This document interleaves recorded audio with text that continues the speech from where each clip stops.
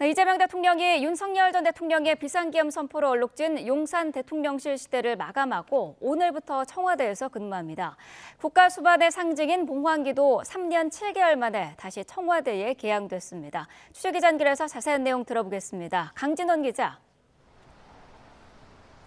네, 청와대 춘추관입니다. 네, 이재명 대통령의 첫 출근으로 오늘부터 이제 본격적으로 청와대 시대가 열린 거죠.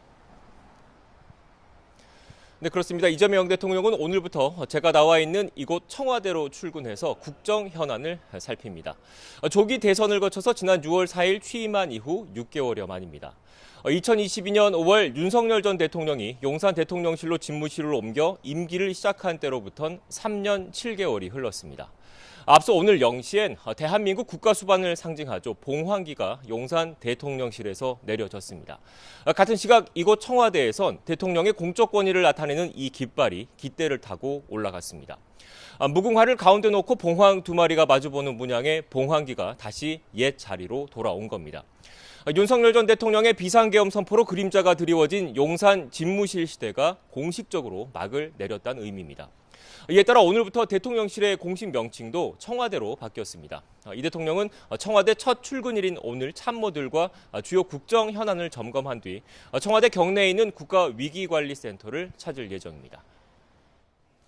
네, 청와대 내부에 여러 건물들이 있는데 이재명 대통령은 어디에서 업무를 보게 될까요? 네, 대통령 집무실은 본관과 직원들의 업무 공간인 여민관 이렇게 두 곳에 마련됐습니다. 이 대통령은 업무동과 500m가량 떨어져 있어서 권위적이고 효율성이 낮다는 지적을 받는 본관보다는 주로 여민관에 머물 것으로 보입니다. 비서실장과 정책실장, 안보실장 등 핵심 참모들과 같은 건물인 여민 1관에서 근무하면서 여러 현안을 수시로 논의할 거로 전해졌습니다. 대신 역사성이 담긴 본관 2층의 집무실은 정상회담 등 공식 행사 때 사용될 예정입니다. 이 대통령 대회 생활 공간이죠. 청와대 관저는 아직 보수 공사가 끝나지 않았습니다. 그래서 이 대통령은 내년 상반기 정도까지는 한남동 관저에서 이곳 청와대로 출퇴근할 계획인 것으로 알려졌습니다. 청와대는 주변 경호구역을 최소화해서 시민 불편을 줄이고 생중계를 늘려 국정 운영 과정을 더욱 투명하게 공개하겠다는 뜻도 밝혔습니다.